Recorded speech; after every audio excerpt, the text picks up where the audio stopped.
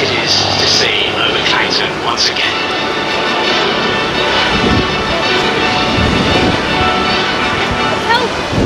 So as the salute is taken to the Lancaster as she arrives, we are so grateful to see this aircraft. Couldn't make it yesterday because of the strength of the winds, but they've eased nicely for this member of the Battle of Britain Memorial flight to join us, the Avro Lancaster. And we're going to be spending the next few minutes in her company. And let's make the most of it, because there are very few of these Lancasters airworthy now to fly.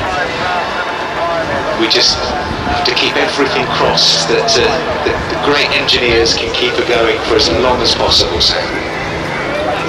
Absolutely.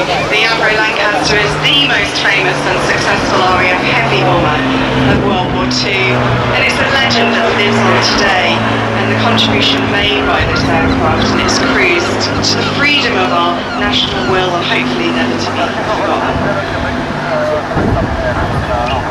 This Lancaster is the PA-474. She's one of only 2 flying Lancasters in the world. The other Lancaster is in Canada.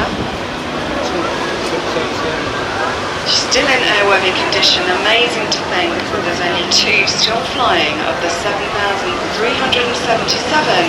that were built. She rolled off the production line at the Vickers Armstrong Broughton factory at Harwalton Airfield in Chester in May 1945.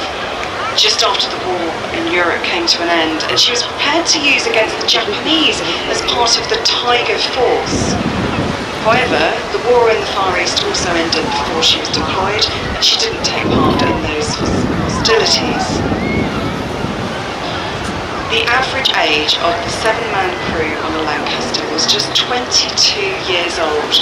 So hard to imagine how they endured the danger and discomfort that really showed great courage. And continuing to fly, knowing the odds of survival were so low.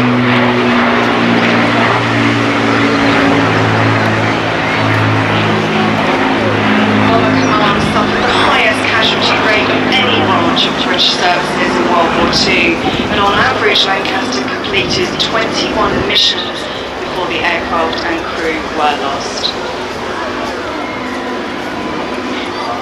Whilst we watch the Lancaster, let's say hi to Graham Drinkle, who tells us about his dad, Squadron Leader Bill Drinkle, who served with 50 Squadron during 1944 and 45, flying the Lancaster. The former Colchester Royal Grammar School pupil lived in Great Clacton, just a short distance from our display site today. We remember Squadron Leader Bill Drinkle.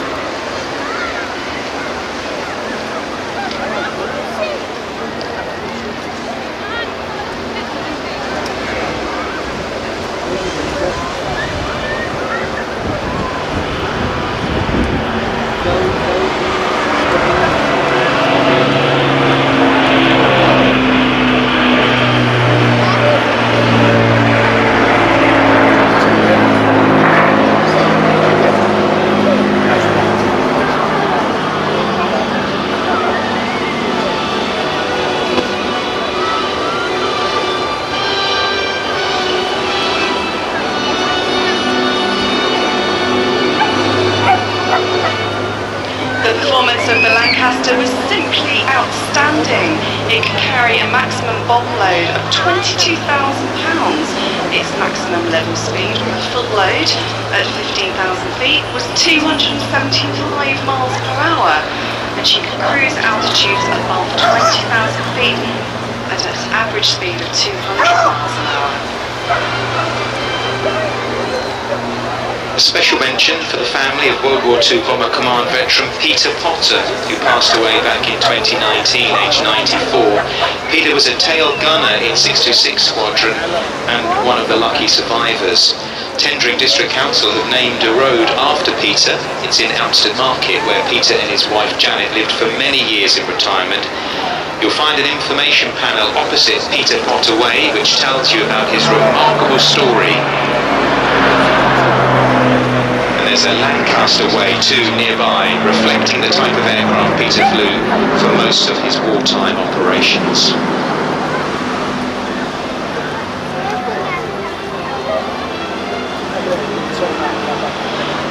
Lancaster's performance, its ruggedness, its reliability, and to many, its sheer charisma that endeared it to all of those crews. We were so proud to fly this famous thoroughbred.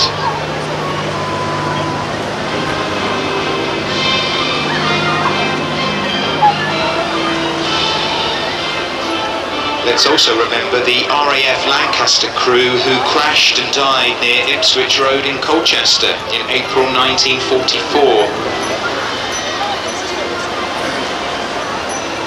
Peter Potter, who we just mentioned, regularly attended the commemoration services for the 7M and was at the unveiling of their memorial back in 2013.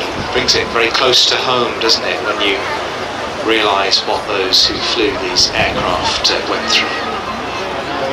So earlier we saw the Sally B, which was obviously an American US Air Force aircraft that was involved in the daylight bombing missions.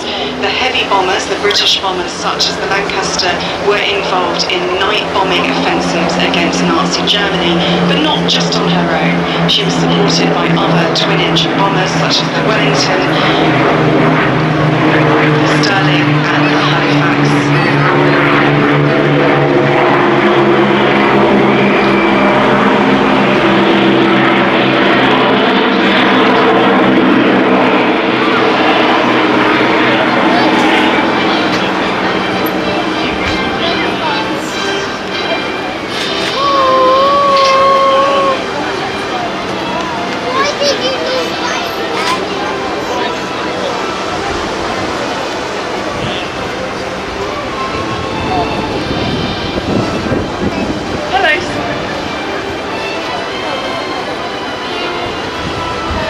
In total, some 120 assets